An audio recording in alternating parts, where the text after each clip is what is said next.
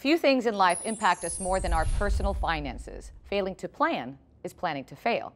And as our next two guests are about to share, it's never too late or too early to plan your financial security. Joining us today as we explore ways to empower women for greater hands-on involvement in household financial planning are Catherine Bono, President and CEO of Cetera Financial Institutions, a member firm of the Financial Services Institute, and Karina Diamond, Managing Director of SSNG Wealth Management. Good morning to you both. Good morning. Good morning, Olga. Catherine, let me start with you, because this to me is a huge topic. I'm all about women being independent and not dependent on anyone.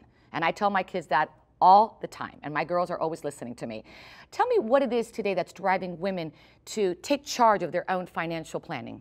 Well, in fact, Olga, over 40% of all households, women are the primary breadwinner. Really? And in 25% of the situations for married couples, the woman actually earns more than the man. So at the end of the day, in 80% of all family situations, it is the woman that's ultimately going to wind up making the family decisions about the disposition of their wealth as they're outliving their husbands. The good news in all this is women are very open to receiving financial advice. And Karina, as I listen to this, the one thing I can think of is, wow, we've come a long way from just my grandparents' time, which was just, 50 years ago. Right, and women actually have very good instincts about managing money. They just don't usually have as much confidence. Now, let me ask you this, Catherine. Are most women doing what's needed to begin proper financial planning? Unfortunately, no. Why not? Well, it's not just women, though. 25% of all Americans have done nothing to prepare for their retirement. And women are concerned about creating a durable income, not outliving their wealth. And so they are just prime for receiving this kind of financial planning and advice. So Karina, for those first critical steps, what should they do? So women have found that working with an advisor greatly increases their chances for success. And there's really some very simple steps that they can start to take. For example, start saving. Okay. Get into that 401k or Roth IRA. Look at your debt. What do you own versus what do you owe? And have a plan to pay that off. Most importantly, women really need to get better at saying no. And we like to help everyone but ourselves. Yes. And what I try to tell women is that it's not selfish to pay yourself first and take care of your own financial needs before helping somebody else. What great advice. Now, it makes sense to have an independent financial advisor. Is this something that we should do short term, year to year, long term? My guess is going to be long term. Yeah, I think it's very much like an athlete working with her coach. Okay. So the most successful athletes have coaches on an ongoing basis. The most successful investors have an independent financial advisor who's helping them every step of the way as well. And by the way, it's also very affordable. And now that I'm hearing the independent financial advisor, I got to bring in, she just brought in the coach. One trusts their coach. I would trust my coach. A lot of skepticism when it comes to the Wall Street bankers today. This, I'm assuming, would be a little bit more of that trust factor, that one-on-one commitment between two people.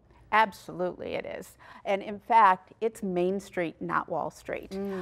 Independent advisors will often include their own name on the door of their firm. Or you can find independent advice in a local bank or credit union. So there's many venues, but the important thing is to reach out, engage with an advisor, as Karina shared. Now, Catherine, I was reading here that you're a member of the Financial Services Institute. Why is this important? The Financial Services Institute, or FSI as known, is critical for safeguarding access for low and middle income Americans to the markets. And healthy markets are dependent on all investors being involved. The FSI ensures that all individuals have access to good independent advice. And perhaps, ladies, you can address this, because I hear a lot of times from people saying, I really want to do this, but I'm not wealthy. I don't have the money. I don't think you really have to be, right, Karina? No. Independent advice is really for everybody of all income levels, so whether you're just starting out or whether you're already wealthy, because really the benefits of that advice and the basics are really very similar.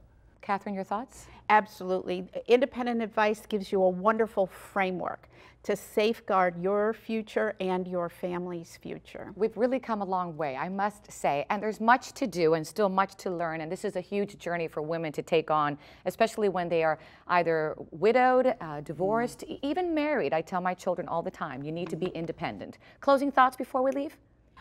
Independent financial advice gives you a wonderful framework, and with this framework, you can do great things. Karina? I would say remember that you're never too young or too old to start benefiting from financial advice. And there's actually a great resource, financialservices.org, that can help you take control today. Financialservices.org. Thank you so much. I can always use a little help as well. Thank you, ladies. Really appreciate it. Come back again. Thank you. And for additional insight on money matters related to today's topic, visit us at thebalancingAct.com or log on to Facebook /The Balancing Act. Bye.